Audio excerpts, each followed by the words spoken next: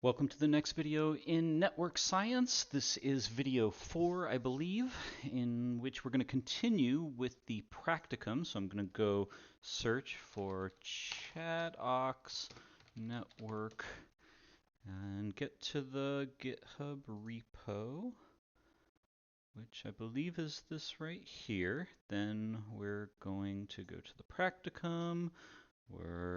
I think we've already gone through all of this installation stuff. Gonna do PS1. I think we've already downloaded all the files. And I believe we left off where I had already imported and selected the layout. So let's get back to that point. So we're gonna say Cytoscape.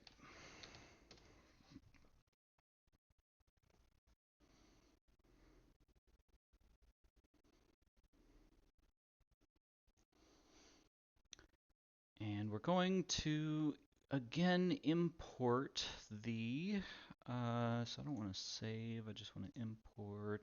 So what was it, the karate, yes. And we have this, we were going to set the compound spring embedder, yeah, looks good.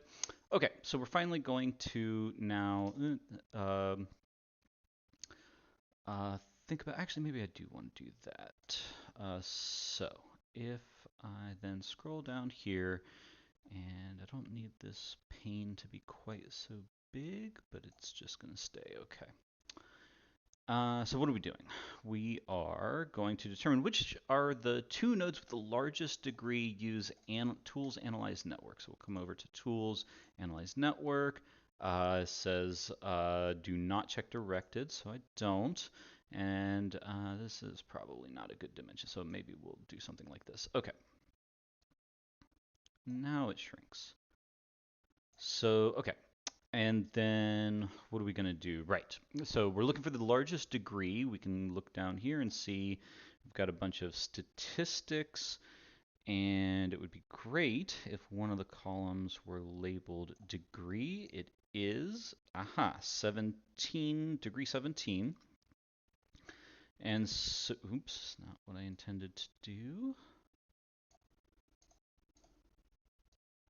Come back over 34.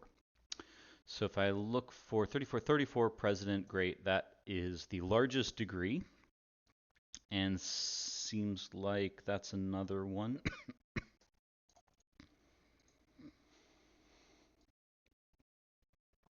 So, okay, 16 is sensei. So, okay, makes sense. President, sensei, largest, right, degree 17 and degree 16.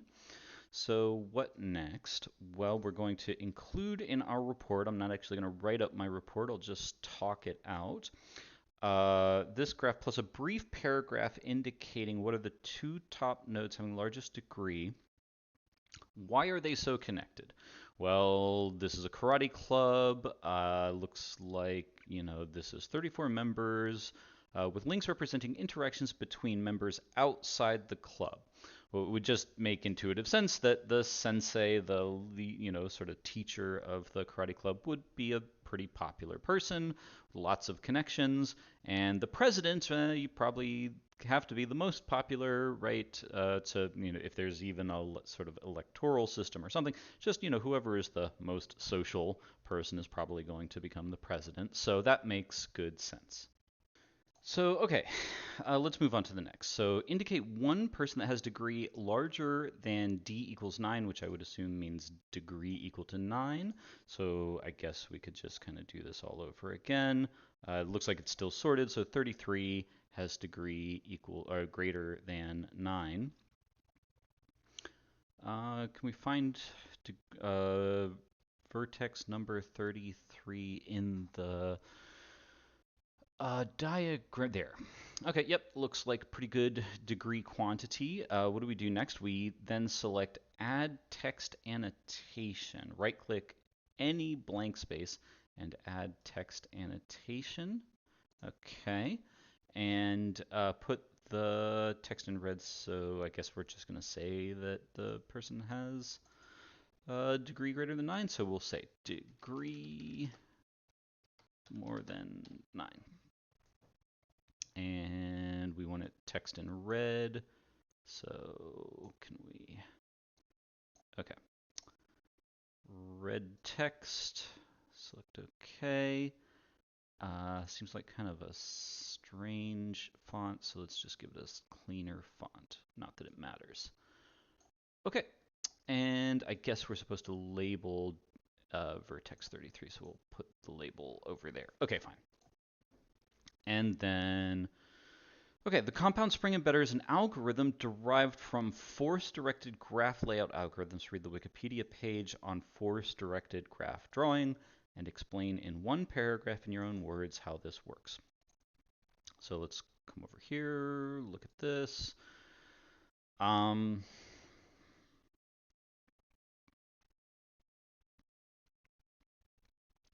So this is a class of algorithms for drawing graphs aesthetically pleasing. The purpose is to position nodes of a graph in two-dimensional or three-dimensional space so that all the edges are of more or less equal length. So we want equal length, few crossing edges, okay, by assigning forces among the set of edges and nodes based on their positions. Forces either simulate motion, or minimize energy, okay. So there's among the set of edges and the set of nodes of graph, typically spring-like attractive forces based on Hooke's law are used to attract pairs of endpoints of a graph's edges. Okay, so that makes it sound like if some two nodes are connected by an edge, then there's an attractive force between them. Makes sense, I think.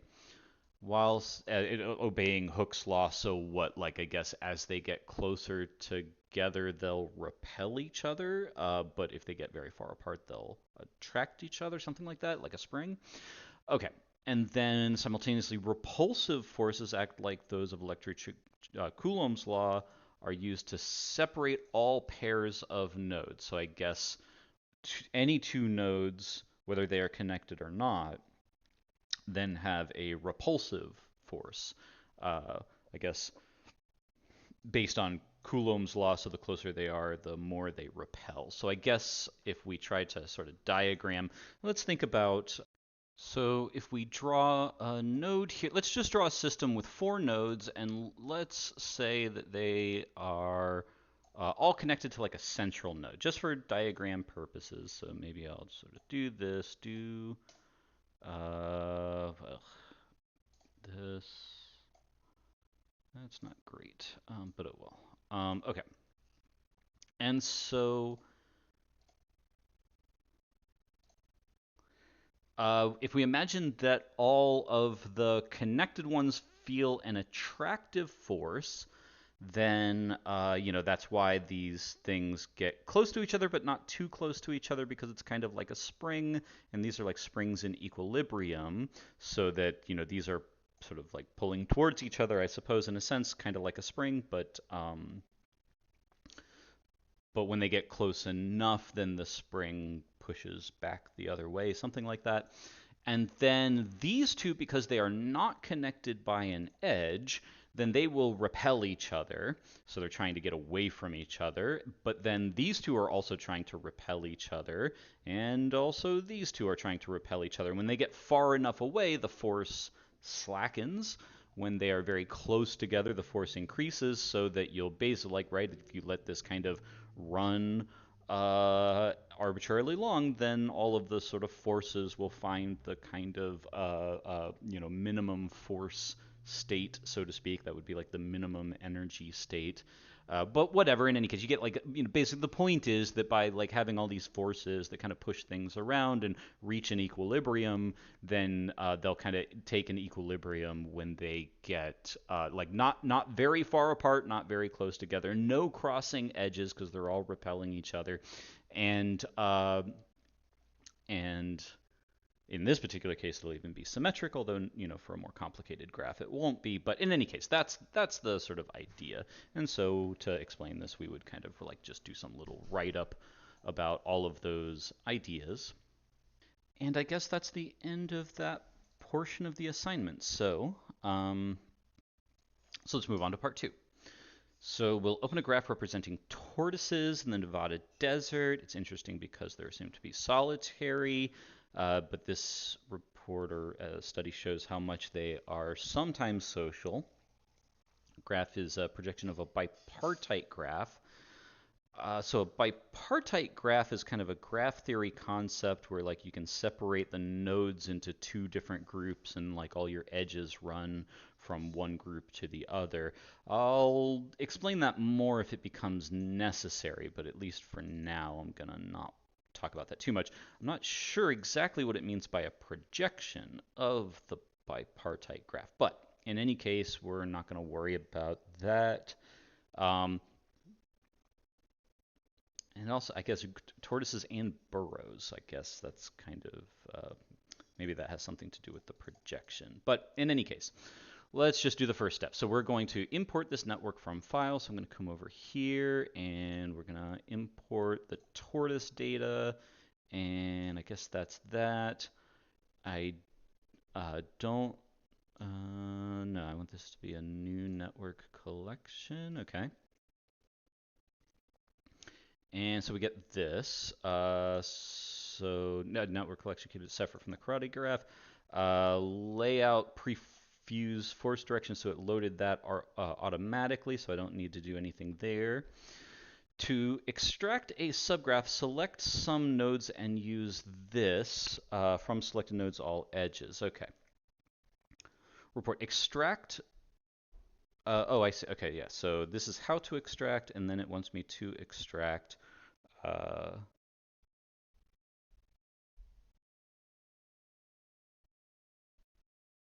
Okay, so extract the second and third largest connected components, breaking ties arbitrarily. And you can do table analysis and find the edges. I'm not sure what that has, find the edges. I'm not sure what that has to do with this exactly. But okay, let's go ahead and find the largest connected component. So what information here? And maybe we want to so when it says do the table analysis, what does that mean? Maybe we're supposed to do this step here again. Network, not history, open web page, merge networks, tables. Merge tables, no. Execute, start, diffuse, sciplat, enrichment table, perform gene enrichment. No, okay, so let's maybe just analyze again.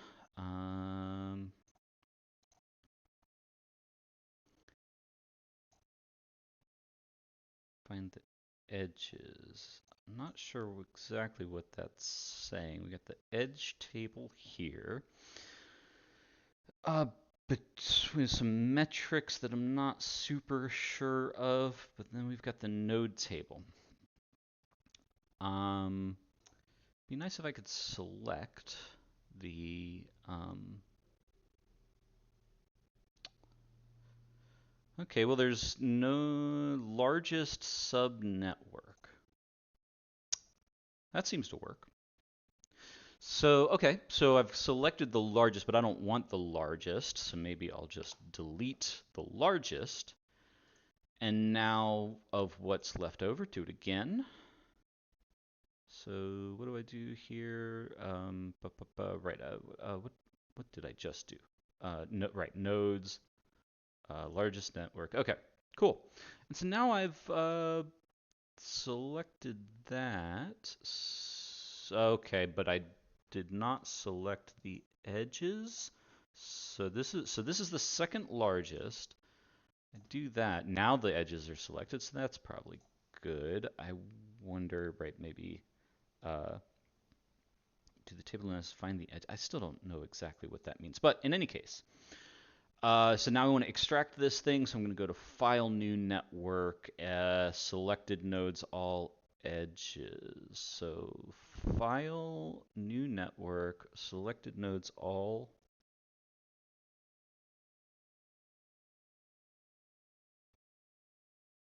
edges? Let's start. Why would I select edges other than the selected edges. Maybe maybe that's if I hadn't selected the edges, then it taking all edges of the nodes that right like adjacent to the nodes that were selected. So it doesn't matter for me. I'm gonna try this one and see what happens. Aha. Okay, great. And that's the only thing selected. So that looks perfect, right? So that's the second largest connected component. Where am I right? Annotation? No. Okay, that looks fine. Okay, yeah, and I'm back. Okay, cool. Is that really, how many vertices are here? So if I do that, then it would be great if it would count the number of vertices, but it doesn't. What can I look? Oh, here, right? 9? Is that what that means? 1, 2, 3, 4, 5, 6, 7, 8, 9. Okay, so I guess the count of vertices is here. Ah, yep, there. Now it pops up nodes. Okay. And then 11 edges, I assume, is what that is. Yep, that's right. Okay, so that's 9 vertices. Is that really more than what we have here? Well, we're going to find out. So again, I'm going to make a new network from the selected nodes, 9. So that's a tie. Okay. And just out of curiosity, if I did select this, no, that's more than I wanted. So yeah, okay. And how many is here? 4, 5, 6, 7, 8. Okay, so yeah, I guess these are the largest, and yeah, I think there were other ones. Yeah, there. So if I came down here, would I see only smaller? So 1, 2, 3, 4, 5, 6, 7, 8. Yeah, okay, so it seems like, yes, these are like put in sorted order of the size of the subnetwork. And so I've found the two connected components, which are second and third largest in the graph. Okay, cool. So what am I supposed to do from here? Uh,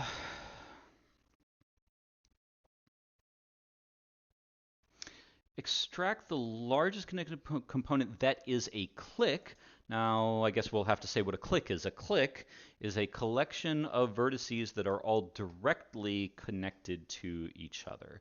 So you would know that if you had a background in, graph theory, or the textbook and the notes, I think, talk about this. I'm doing the exercises slightly out of order, so probably I should have done the other lecture notes before jumping into this. But in any case, let's just sort of introduce this real quick. So this is not a click because not every two vertices are directly connected, right? So this vertex and this vertex, these two are not directly connected. And so this is not right, this collection of vertices is not a click, right? This is not a click because, plenty of vertices here are not directly connected to each other. If we selected only these vertices here, this would form a click. Oh, actually it wouldn't because of this vertex and this vertex. Never mind. Well, let's just point out this would form a click, but it's not a connected component because there are vertices connected outside. So you could call this a click, but then it wouldn't be a connected component, and we are supposed to find the largest connected component that is a click. So anyway, so not this, not this, and from here we can say, okay, not that, because, right, some vertices are not connected. Not that, not that, not that, not that, not that. Ah, okay. This is a connected component and a click. So there's one, and we want to extract it. So let's do that now. We'll come over, what was it? No, I want to go to File, New Network, All Edges. What just happened? Networks, okay. Oh, I must have accidentally selected this one somehow, so let's get rid of that. Okay. And if I come back, oh no, I want to come back to the main one. Not a click, not a click, not a click, not a click, not a click. Then click. Okay, so here, that's a click. Export or new network from all edges. There we go. Okay, so we've now selected this. Okay, how can we find clicks using Cytoscape? Well, we can certainly find connected components in the way that I've already described, but how would, right, but like I said before, there are clicks that are not connected components, like if we come back to the main thing here. And if we come over, let's say, well, I guess we just for a simple demo, we could say this one right here. That's a click, but it's not a connected component. How would we find clicks using Cytoscape? I wonder if those vertices have some kind of distinctive features.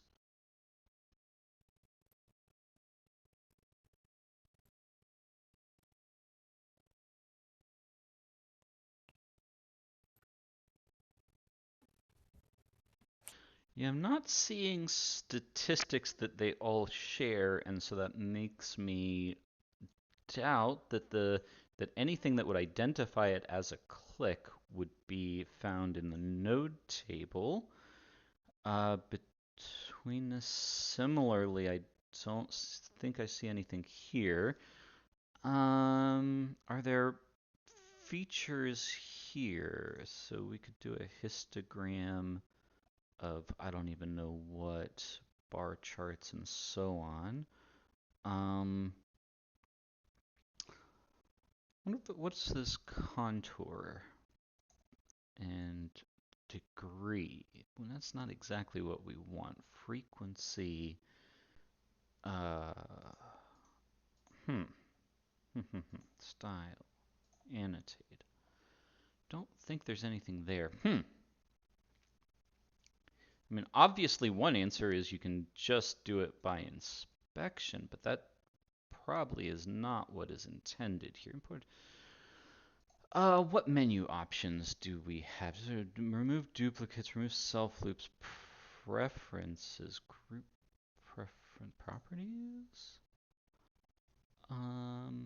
What is all this? Hmm. Does not look relevant. Control panel show starter panel. Detached view toolbars. Always show graphics, detail, full screen, fit content. Mouse drag on select layout. Is there some way that we could lay things out such that we would be able to detect uh, clicks? If I did that, yeah, that's just an ugly layout, so I don't think that works. Stacked node layout. What would that be? Ooh, no, that's a bad. That won't help us see anything. Okay. Attribute. Clustering is single node self loops eccentricity. Number of directed edges, number of undirected edges, topological coefficient. Oh, none of that looks terribly useful. Edge between, and so a lot of these I don't really know what they are.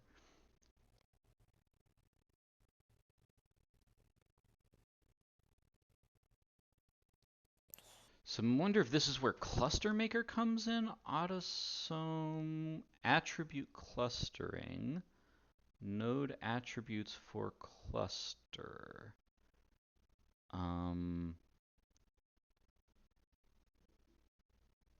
Number of directed edges and neighborhood connectivity. I wonder what would happen if it did. You only use selected nodes for cluster. Ignore nodes with no data. Running normal number of ensembles, p-value, number of thread CPUs, that's fine. Data normalization.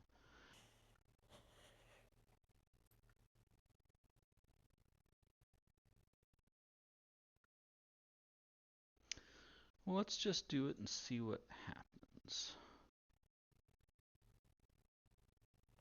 Well, it looks like nothing good, and yeah, so, okay. So that didn't seem to be what we should do. Cluster network. Oh, what is this? Affinity. Awesome network clustering. I don't know. Clustering coefficient. Let's try it. Choose visualization. No, show visualization when complete. I don't know what else I ought to do here. At least 2 node columns for an attribute cluster. Clustering coefficient degree, average. So I guess I'm supposed to pick 2. Eccentricity node. Neighborhood connectivity. I just don't really know what I'm doing exactly. Let's see what happens. Nothing. Okay. I think probably uh,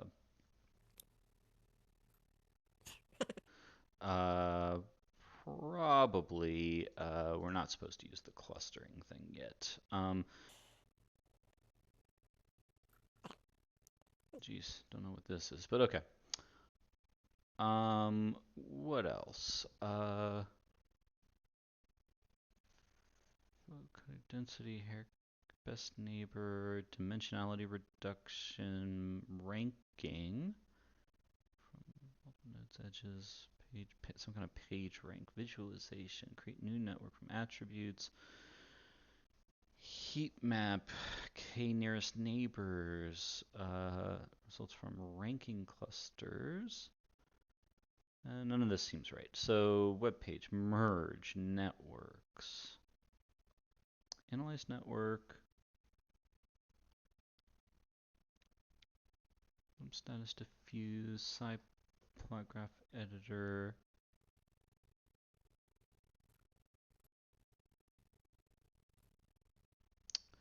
No, that's not at all what I want.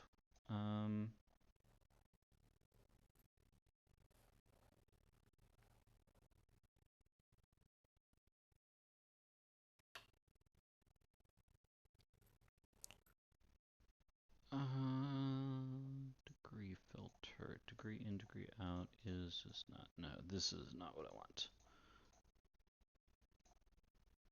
Not what I want. Annotation, app store, so on. Okay, well, at least as far as I can tell right now, there's no answer better than just looking through the graph, scanning uh, for clicks. So, yeah, I don't know. I don't know a better answer. Something tells me that's not the answer that we're looking for, but I can't think of a better one.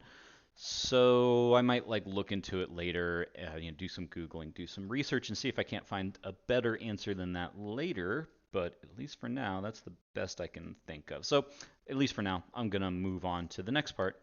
Extract the largest connected component that is a line graph.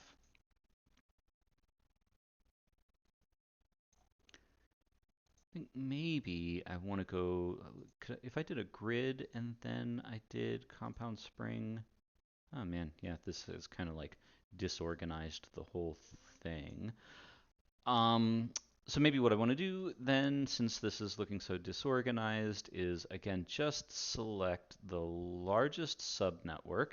And since it's not a line graph is like this, right? That's basically a line graph right here, this thing that I'm struggling to select. But anyway, this thing here is a line graph. So the largest thing, that one, which let's select it again. Subnetwork, not a line graph, so let's delete it and select the largest subnetwork not a line graph, so delete it. Select the largest subnetwork, not a line graph, so delete it.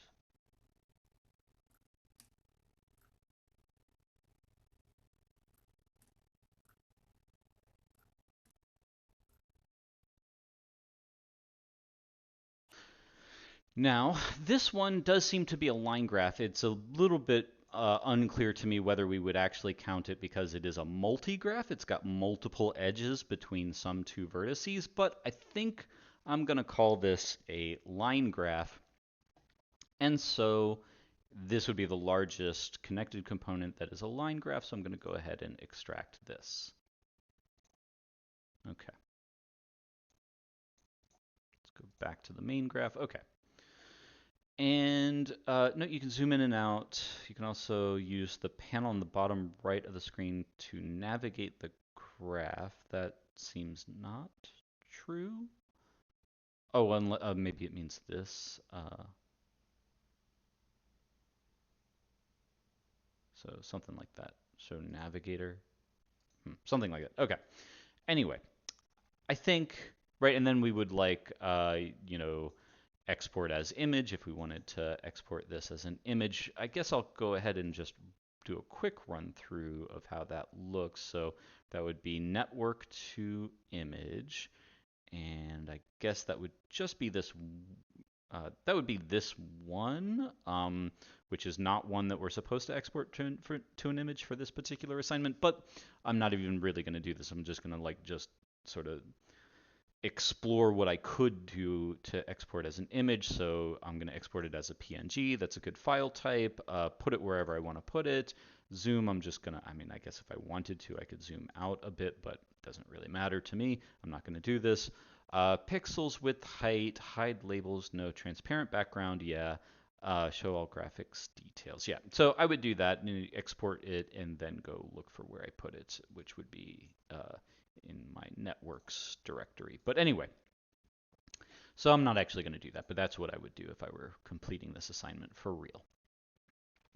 Okay, that seems to have completed all of this first section of the practicum, and the video is already quite long, so maybe that's a good place to end, and we'll pick up on the second part of the practicum in the next video.